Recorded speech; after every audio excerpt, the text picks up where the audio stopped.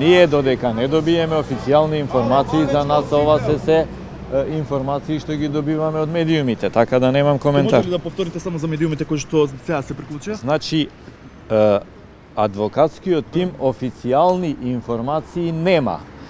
Нити за случувањата со господин Груевски, нити со случувањата со Милеја Јанакиевски и Кирил Божиновски. Така што секој коментар би бил шпекулација некоја наша. Кога ќе добиеме официјални документи или официјални информации, сигурно дека ќе ги користиме и правните средства, а и ќе може да ги коментираме. Како прво не може да се постави тој предлог во овој момент, затоа што Советот не е во заседание, немаше решение за отпочнување на главна расправа, кога може да се стави таков предлог. Тоа беше првото и основно. Второ, нема никакви причини да не се раздвои постапката, зашто би се судело во одсуство и да се создаваат непотребни трошоци, бидејќи неспорно е дека има право на повторување, кога тогаш, а тоа да не влијае на сите други, со раздвојување на постапката во однос на господинот Груевски, истите цели ќе се постигнати, оваа постапка може да продолжи понатаму. Така што сметам дека раздвојувањето е поцелесообразно и позаконито, затоа што основните права на било кој обвинет, а тоа се учество во постапката, распит на сведоци, произнесување по докази, би биле ускратени со тоа што би било судење во одсуство. Господине Миланов, зашто Груевски побегна ако сметаше дека е невин? Тоа ќе мора да искомуницирате со него преку Facebook или како сакат. Ваш клиент беше, нели? Тој е и понатаму мој клиент во одредени предмети, не во сите. Господине Миланов, за двајца обвинети од случајот предметот Титаник има определено синоќа мерка притвор, дури ни судиите, судечките судии не беа известени. Дали бранителите беа известени дека од синоќа се однесени во истражниот затвор? Никој од бранителите не е известен, ниту обвинетите не се известени. Никој не е известен да во однос на таквиот предлог може да се произнесе како предлог за определување на мерка притвор.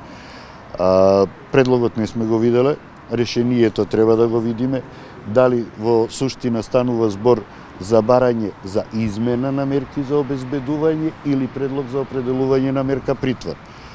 Сите сте сведоци дека господинот Миле Јанакиевски, барем јас верувам дека беше присутен во судската зграда, ова новата или старата, повеќе од поголемиот дел на судиите кои што работат во судот, присуствувајќи на расправите во судот, што не може да се смета како основ за бегство или негово подготвување за бегство.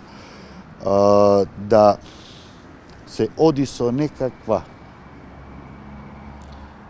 известување од УБК за наводно негово подготвување без факти, без действија, без аргументи, сметам дека е апсурд и сето ова е освета, а на крајот на краиштата сето ова беше најавено синоќа во изјавата на господинот Оливер Спасовски, што укажува на сепак спрега меѓу власта и судство. Бевте известени дека Миле Јанакиевски бил под посебни истражни мерки, ако било...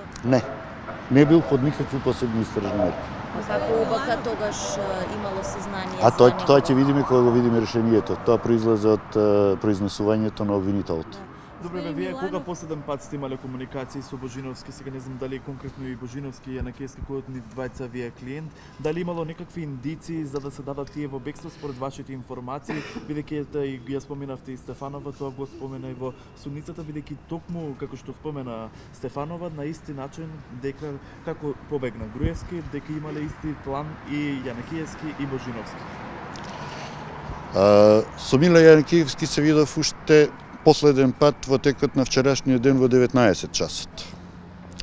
Со господинот Киро Божиновски се видов 13 или 14, навистина не би можел да ви кажам, но тоа е пред ден 2, и ниту едниот, ниту имаше најави, ниту имаше желба.